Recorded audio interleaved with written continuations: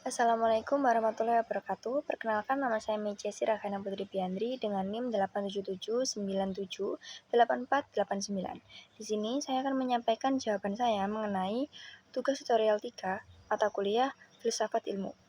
Untuk soal pertama, jelaskan bagaimana filsafat ilmu mengawasi dan memperkuat eksistensi keilmiahan serta nilai-nilai dalam ilmu pendidikan. Jawaban saya, filsafat ilmu berperan mengawasi dan memperkuat ilmu pendidikan melalui kajian ontologi, epistemologi, dan aksiologi, sehingga pendidikan memiliki dasar yang jelas tentang hakikat ilmu, cara memperoleh ilmu tersebut, serta nilai dalam tujuan yang ingin dicapai. Dengan demikian, pendidikan tidak hanya berfokus pada penyampaian materi saja, tetapi ia juga berfokus untuk membentuk etika, untuk membentuk karakter dan pola pikir kritis peserta didik.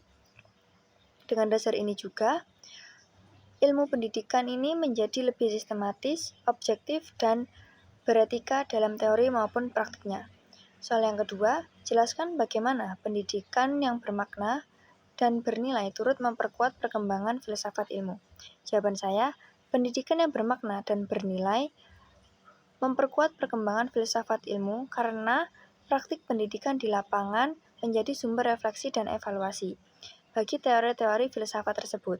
Pengalaman yang nyata dalam pembelajaran membantu menguji, memperkaya, dan mengembangkan konsep filosofis agar tetap relevan dengan kebutuhan masyarakat dan perkembangan zaman. Soal nomor 3, mengapa filsafat ilmu dapat disebut sebagai pisau analisis dalam membedah persoalan-persoalan pendidikan?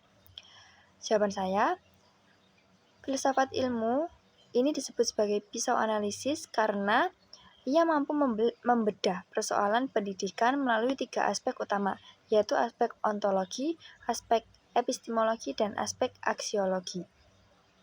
Aspek ontologi ini bertanya apa hakikat dari masalah pendidikan tersebut, sedangkan aspek epistemologi ini bertanya bagaimana masalah itu bisa dipahami dan diteliti.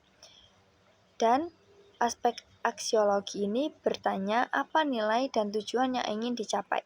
Jadi ketiga aspek ini membantu memahami persoalan pendidikan secara lebih mendalam dan lebih terarah.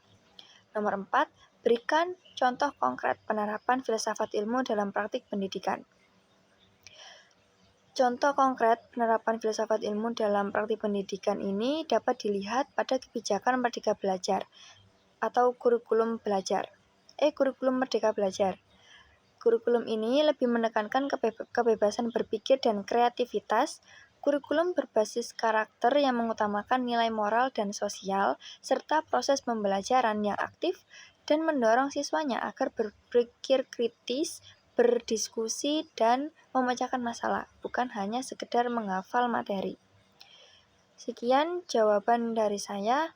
Apabila ada salah, saya mohon maaf. Wassalamualaikum warahmatullahi wabarakatuh.